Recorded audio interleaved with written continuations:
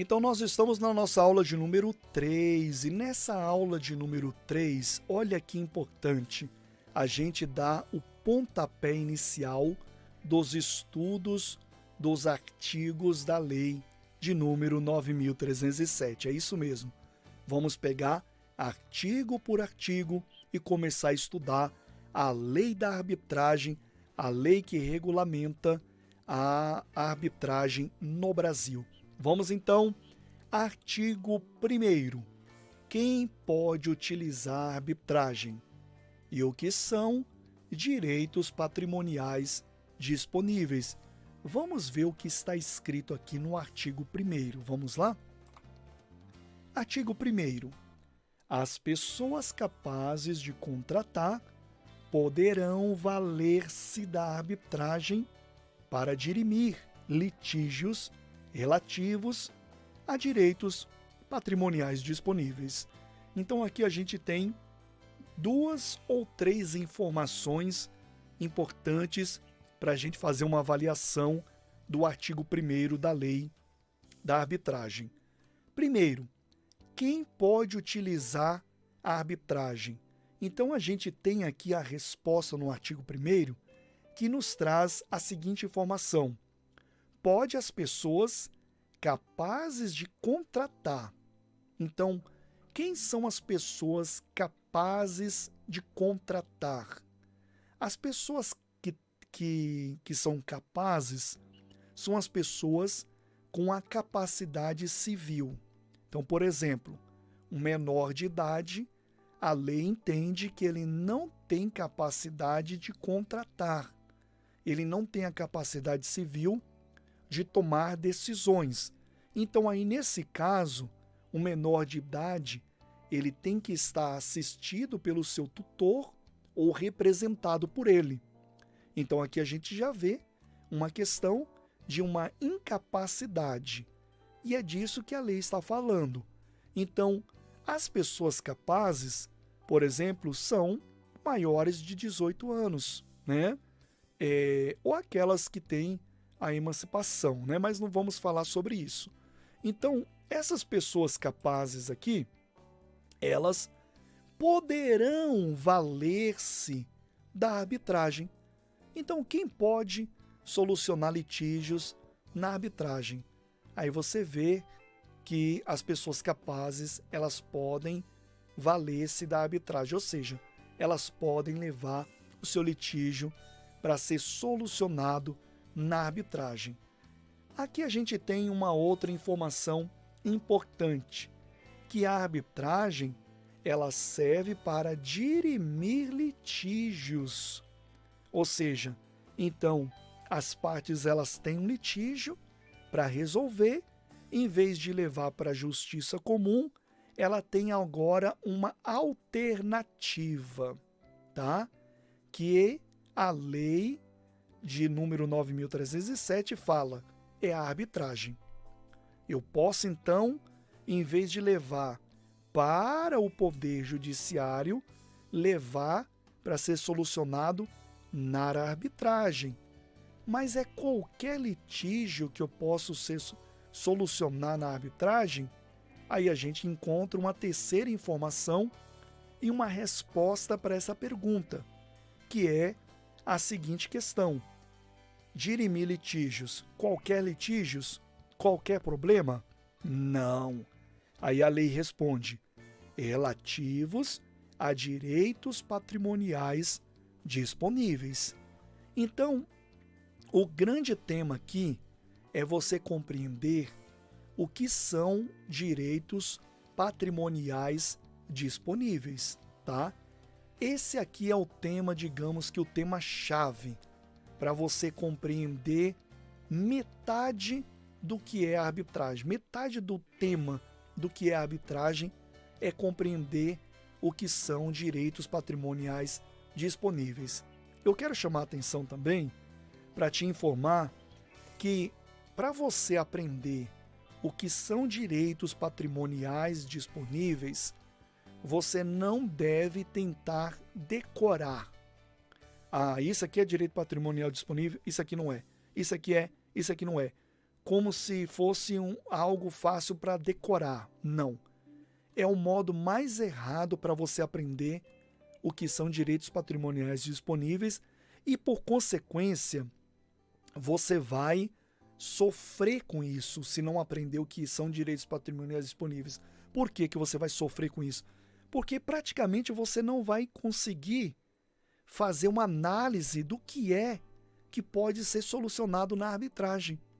Então, você tomou o curso de arbitragem, montou a sua câmara arbitral, ou você se ajuntou com alguma corte, com algum tribunal arbitral, e ali você está pronto para o trabalho. Você sabe muita coisa da arbitragem, mas não compreendeu muito bem o que são direitos patrimoniais disponíveis. O que vai acontecer?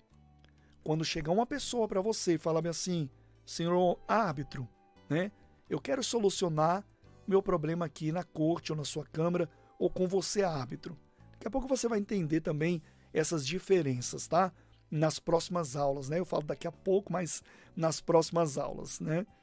E aí então, ela fala, olha, o meu problema é esse daqui. E coloca lá na sua mesa a questão em si.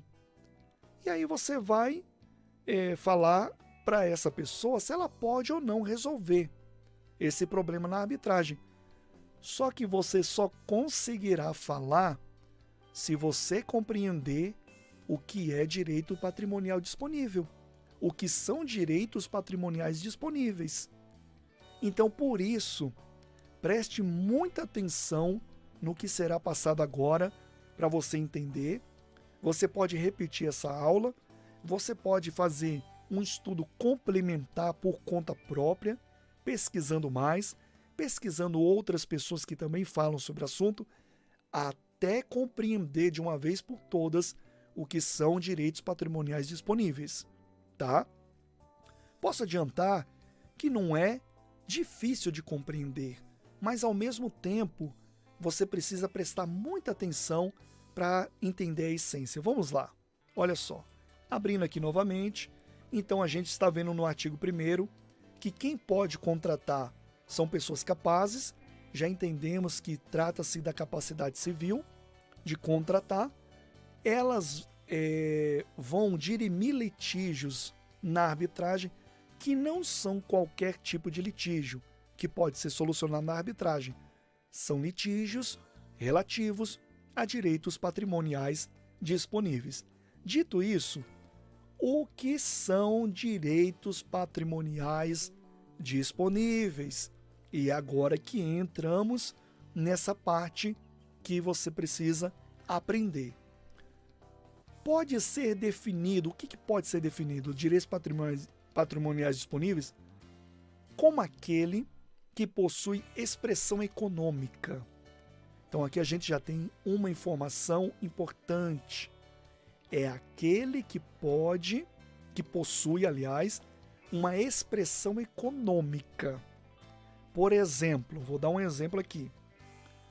Se uma pessoa fala bem assim, olha, quer saber de uma? Eu quero vender um órgão do meu corpo para ganhar um dinheirinho. Tem preço o órgão de um corpo? Tem preço? Não tem. E também não pode ser vendido. Ah, mas é meu, eu faço o que eu quero. Não. A lei proíbe. Você não pode fazer isso, tá? Isso praticamente é um atentado à vida. Praticamente não, é um atentado à vida. Você corre o risco de morrer. Então isso não tem preço. Você não pode colocar preço nisso, tá? Então, só para você começar a compreender que o que possui expressão econômica é uma das características de direitos patrimoniais disponíveis. É aquilo que tem valor. Este celular aqui, por exemplo, ele tem um valor. Esta caneta, ela tem um valor. Este microfone, ele tem um valor. Isso tem expressão, possui expressão econômica. Então, tudo que possui expressão econômica é uma característica de direitos patrimoniais disponíveis, mas tem mais coisas para a gente aprender. e que as partes podem livremente dispor. Aqui entra uma outra questão.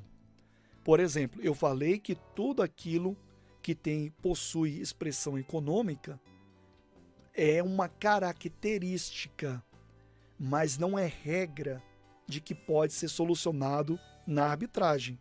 Você entendeu? É uma característica, mas isso não é regra. Não é tudo que tem um valor que pode ser solucionado na arbitragem. Por quê? Vamos ver aqui no slide de novo. Porque as partes, elas têm que livremente dispor daquele produto ou daquele bem, seja lá o que for. Então, eu dei o exemplo do celular. Esse celular aqui possui expressão econômica, vale X. Ok. Ele é meu, eu posso dispor da maneira que eu quiser. Se ele for meu, é pago, ele é meu, então tá aqui. Eu posso dispor da maneira que eu quiser. Então eu posso vender mais barato do que eu comprei, posso vender mais caro, desde que haja comprador, né? Posso vender mais caro, posso jogar fora, posso quebrar, posso fazer o que eu quiser. Eu sou livre para fazer o que eu quiser com esse celular. Por quê? Porque ele é meu. Ele não tem vínculo nenhum com outra pessoa. Então eu posso dispor desse celular livremente da maneira como eu quiser, tá? Então isso é uma das características também de um direito patrimonial disponível, tá bom? Eu dei o exemplo de uma situação de um menor de idade. Por exemplo, um menor de idade, as questões de alimentos não pode ser solucionado na arbitragem porque não é um direito patrimonial disponível, porque está à disposição da justiça decidir o direito do alimento. Então não está disponível. Então não pode se dispor livremente essa questão. E aí eu vou dando outros exemplos, mas deixa eu pegar outras características aqui. Então, aquilo que possui expressão econômica, que as partes podem livremente dispor, ou seja, um direito privado, né? Referente ao comércio, olha os exemplos. A indústria, prestação de serviço também, você pode dispor livremente, né? Aluguéis, condomínios, compra e venda, de modo em geral, etc. São exemplos aqui que as partes podem livremente dispor, né? Eu falei de bens, mas, por exemplo, na parte dos contratos também. Um contrato de compra e venda. Vamos dar esse exemplo. Um contrato de compra e venda. Então, nós temos aqui um contrato de compra e venda.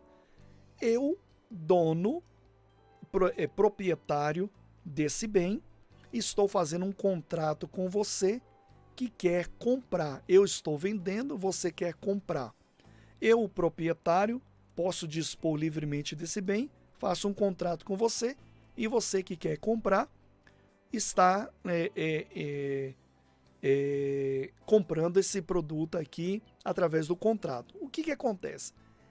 Esse contrato é a vontade das partes. Ele é a vontade das partes. Então, o bem que envolve esse contrato pode ser um bem, pode ser um aluguel, pode ser um contrato de prestação de serviço, envolve partes que podem dispor, né, livremente daquele bem em si, ou daquele serviço em si, ou de outras questões relativas a contratos. Então, por isso que os direitos patrimoniais disponíveis, né, é aquilo que também não pode envolver, por exemplo, o interesse do município, do estado ou a União, pois esses são indisponíveis. Então aqui você já começa a ter uma clareza sobre isso. Tem questões que são indisponíveis, porque só cabe ao poder público decidir, ou então uma legislação, um juiz decidir, porque já está, né, escrito já na lei, então somente ele pode decidir. E há questões que as partes elas podem livremente dispor. Eu vou dar mais um exemplo. Vou dar mais um exemplo para você. Você tem um carro, ele é totalmente seu, está quitado, o carro é seu.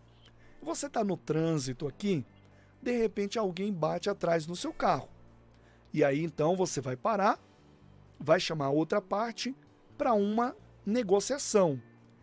Pelo menos é para ser assim, né? Tem alguns que brigam, mas pelo menos é para ser assim. E aí então, no calor daquelas emoções, pode ser que não entre em um acordo, mas vamos nesse exemplo que entrar num acordo. Quem bateu atrás falou, olha, vamos fazer o seguinte, vamos levar lá na oficina, conheço um mecânico bom, vou pagar pelo prejuízo. Cabe você ou não aceitar. Por quê? Porque perceba que os bens envolvidos aqui estão livres para serem decididos da forma como seus proprietários queiram. Eu que tive o meu carro amassado, eu posso decidir se eu vou querer a oferta dele ou não, ou se eu vou querer resolver de outra maneira, né? Em contrapartida, ele também pode resolver, porque os bens envolvidos ali estão livres para serem para que eles possam dispor livremente, seria a palavra melhor, né? Perdão, da forma como eles queiram, porque eles são proprietários desse bem. Por isso que você não vê questões assim que as partes podem chegar num acordo serem levados para a justiça obrigatoriamente. Não são obrigatórios a levar na justiça. Até mesmo se parar um policial ali, de repente, e já tiver um acordo estabelecido, acabou, não vai precisar ter boletim de ocorrência, a não ser que for algo grave, ou que tenha uma ameaça contra a vida, outras coisas, mas uma questão simples, como nesse exemplo, não vai precisar obrigatoriamente ser levado para a justiça. Já há questões que obrigatoriamente têm que ser solucionadas na justiça. Por quê? Porque são indisponíveis, não podem ser solucionadas de outra maneira. E é aqui que você tem que compreender isso, que aquilo que está livre para as partes decidir, dispor, é o que pode, é o que caracteriza um direito patrimonial disponível, o que tem expressão econômica, o que pode ser como está escrito aqui, que pode ser livremente aqui, né, decidido pelas partes em questão. Então temos alguns exemplos. Deixa eu passar aqui essa parte. O que não pode ser resolvido por arbitragem? Olha só. O Código Civil, em seu artigo 852, olha só, claramente prevê que a arbitragem é vedada para a solução de questões de Estado. Por quê? Porque o Estado já tem uma legislação das questões dele que tem que ser feita daquela maneira. Quem representa as questões do Estado não pode pegar os problemas e solucionar da maneira como ele queira. Não pode. Um prefeito está condicionado à legislação, um governador está condicionado à legislação, presidente da República também. Então eles não podem fazer da maneira como queira. Por quê? Porque não está livre para dispor. Existe uma regra para que, se houver algum problema em relação a questões que envolvem o Estado, né, tem que ser resolvida daquela maneira e não está livre. Está entendendo agora? Então, tudo aquilo que pode dispor, que está livre para dispor, que está livre para as partes tomar uma ação sobre aquilo ali, são direitos patrimoniais disponíveis, está disponível. E aí você começa a compreender melhor. E o Código então Civil, no artigo 852, diz claramente que a arbitragem ela é vedada para a solução de questões de Estado, direito pessoal de família, tá? Ou seja, da invalidade do casamento, da filiação, das relações de parentesco e de poder familiar, e de outras questões que não tenham caráter estritamente patrimonial. Porque lembra que as questões que estão disponíveis são questões que possuem uma expressão econômica que as partes podem livremente dispor, né? E aqui a gente tem alguns exemplos. Então, o mais importante agora, tá? Nas próximas aulas você vai começar a aprender mais ainda sobre as questões de direitos patrimoniais disponíveis. Mas o mais importante agora é você colocar esse alicerce, começar a compreender o que são direitos patrimoniais disponíveis. Por quê? Porque aqui vai ser o ponto de partida para você, árbitro, solucionar ou não um litígio na arbitragem. Porque, lembrando, a arbitragem, ela tem aqui, no nosso artigo 1º, as questões que têm que ser de direitos patrimoniais disponíveis, tá bom? Preparado para a próxima aula? Vamos então para a nossa próxima aula.